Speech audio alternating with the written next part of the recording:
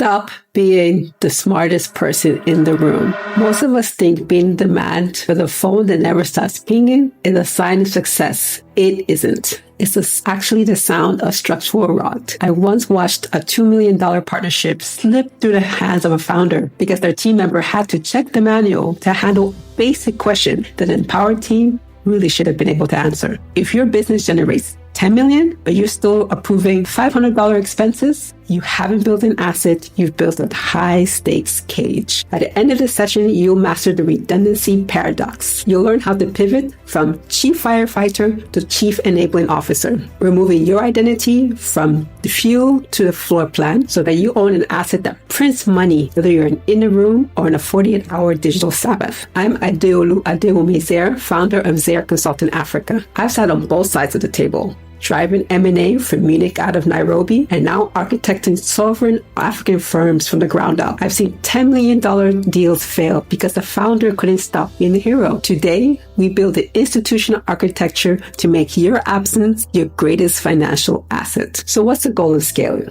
I want to hear the answers. Some of you think it's more money, more prestige, the PR, the exit, going IPO. But at the end of the day, the goal of scaling isn't to become more critical to daily operations. It's rather to become redundant to them. Investors invest in founders. I tell people all the time, when I'm looking for a company to work with, when I'm looking for a company to even maybe invest in, whether it's financially or with my time, it's the founder I look at first, particularly for a certain size company. I need to have that gut feel that I can work with this founder, that our purpose, what drives us, our passions are aligned. But as you grow and as you become larger, as you scale and you want to become an institution, those kind of investors, strategic investors specifically, don't invest in hustle. They don't invest in charisma. What they want to see are systems that can run without you. So that's when you have to start shifting in your mindset from being the founder, the CEO, to being what I like to call the chief enabling officer. What does that mean? First,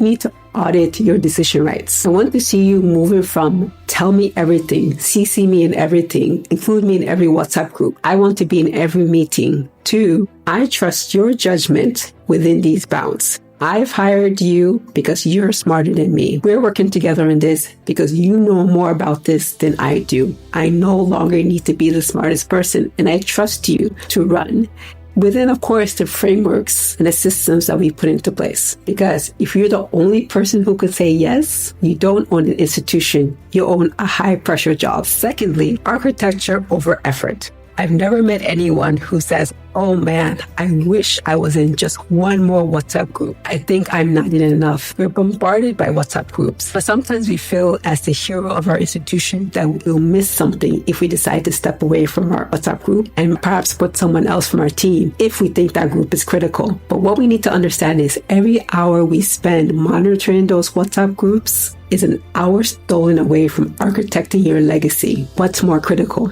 You decide, because real skill requires you moving from doer to institution builder. Lastly, true power is absence. I'll say it again. True power is absence. In the first couple years of building my business, of course, I had to be involved in everything, particularly when I was alone. And even as I started to bring new team members on board, because of course, each one was coming from a different area, a different company, a different space. It needs to understand my vision, my way of doing things. And I had to sometimes handhold them, train them. There was no HR department. There was no training manual. Train them in what their way of doing things is. However, now that we're in our 3rd year, I've intentionally taken a step back and allowed each person the space to build their area and to manage and be accountable for their area without having to run to me for every single decision. And this is when I see that we're actually able to scale. And that day, decided to stop executing. The day we finally decide to scale. Won't see it perhaps immediately in the numbers,